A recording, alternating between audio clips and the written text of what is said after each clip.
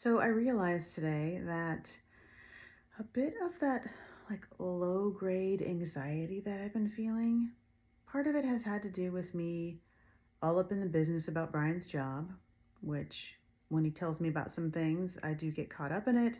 Protective wife, wanting to take care of him, the injustice, the whatever, the frustration, the I don't want him having to go through challenging things, but he is, and it's the job right now. And we are both working on lowering both of our levels of anxiety and hopefully really getting to have him enjoy this job and roll with the things that pop up with it. So I have to be able to learn to let go about that because I really let it hang around a lot last week. I still felt some of it today, but I'm also just like, hey, you don't need to have an opinion about that. You don't need to, you do your job, stay in your lane, let him do his. So that's something for me to be working on. But I also realized that there's just been this sort of layer of anxiety because I'm doing a bunch of things that are new. So they're not familiar or comfortable. There's insecurity there. But it's also exciting stuff.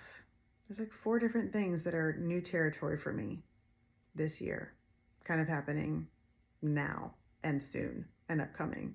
And I'll share more about some of them as I go along. But yeah, and each time I felt the overwhelm of the unfamiliar, and I haven't done this before, and it's scary, and I don't know how I'm gonna do with it. But when I've just taken a minute, focusing on the one thing in front of me, I figure it out. And I realize I know what I want, or I know what I need to do, or I know what needs to be done, and I can do this. And that's been quite empowering when I do take a breath and get focused on just one thing at a time. So I'm grateful for that discovery and need to kind of keep returning to that place every time I do step into or feel that anxiety.